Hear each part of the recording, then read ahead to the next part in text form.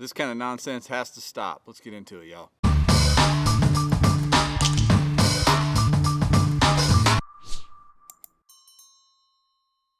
What are we going to talk about? We're going to talk about organizations misrepresenting numbers, whether that be viewership, attendance, whatever, to sponsors, anglers, communities, whoever it may be, to try to either get clout, get money, whatever the case may be, and how it is hurting kayak fishing. I'm going to play you a little clip from our most recent podcast over on Kayak Bass Nation. You can see the full episode. I'll link that in the description, kind of talking about this, and then I'll go on to get in a little more detail after the clip. If they wish they could walk some of that back, I don't know. Doesn't seem like it. Genie's out of the bottle, so there you go. Yeah. We'll see how that goes. I did see that this is going to lead me down another thing. I don't want to get on Grandpappy's soapbox here, but I watch Bass Talk Live. You know, I watch a lot of different podcasts, and lo and behold, it got brought up on Bass Talk Live. Shut up. It got brought up on Bass Talk Live. Boy, you know you made it. You know you're messing up. The thing is, people always say, why do you care? If you're not fishing it, why do you care? If you're not fishing XYZ event or trail, why do you care what they're doing over there? Well, this is why I care. Because when kayak fishing, which is still new, we're still trying to get a foothold, we're still talking about pro this and pro that. When it goes out into the world and the optics of our sport is some silly nonsense, whether it's non-payment of purses or flexible rules or goofy decisions being made by leadership, or you're lying about views, or you're lying about how many people are coming to your town for an event, and then another tournament can never go there again. All of that affects the sport, and we're in the sport, so that's why we care. Does that make sense, Ryan? I did a podcast with Cyrus Dooley out of Colorado on Sunday, and we talked about this exact thing. You know, what are some of the weaknesses that I kind of see in these different tournament entities, and that's the biggest one, is the oversell, underdeliver.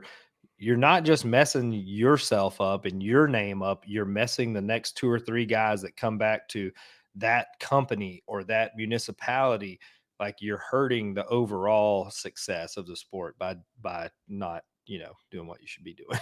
The old cliche that Lambert mentioned in the podcast clip is under promise, over deliver is how you're supposed to operate. But a lot of these people are over promising and under delivering and kind of playing a shell game to try to get either sponsorship dollars or clout or whatever the case may be. And all that's doing is hurting kayak fishing. There are literally cities that won't talk to kayak fishing tournament organizations because they've been lied to. I mean, that's bottom line what it is they're being lied to. I know different organizations have done this. It's not just one. It's been going on for a lot of years. It probably happens on the bass boat side as well, or with basketball tournaments or golf tournaments, whatever. We're talking about kayak bass fishing tournaments. And I know that KBF and KBS, the Kayak Bass Series, if y'all have been around long enough to remember that, used to lob grenades at each other with different chambers of commerce and tourism bureaus about who was going to do what, and they were throwing stones trying to get that tourism money from each city. I know the KFL group last year were touting 1 million views for their live stream team fishing stuff, which was a blatant misrepresentation of the numbers. They passed that off on some statistics firm from some obscure streaming channel that gave them those numbers. But you should have known better. You should have double checked before you start spouting off something like that. There's other organizations that have done it too. Right now, I don't know what KBF's doing with the fishing chaos and the tickets versus how many anglers are in the event.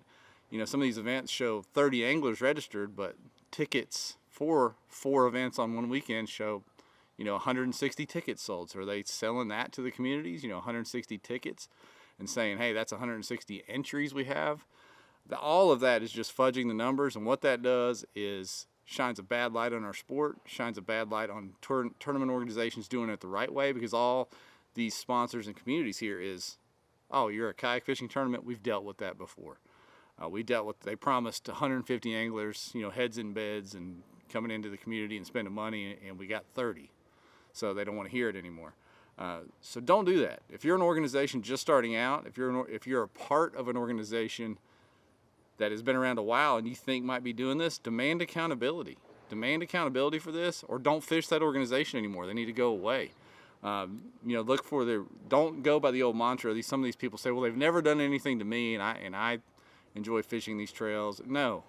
if they're doing something to anyone, or if they're misrepresenting information to the community, then they are doing something to you, because you're a part of this sport, and that's going to affect everybody down the road. So demand accountability, demand transparency. We as anglers are the customers of these tournament trail organizations, so if we demand accountability and we don't throw entry fees at organizations that we know are doing this, things will change, and they'll change for the better, and help our sport grow even faster. I mean, our sport's not going to stop growing, but it could already be past where it is today if not for some of this other nonsense that organizations continue to try to push to get the almighty sponsor dollar, or whatever the case may be.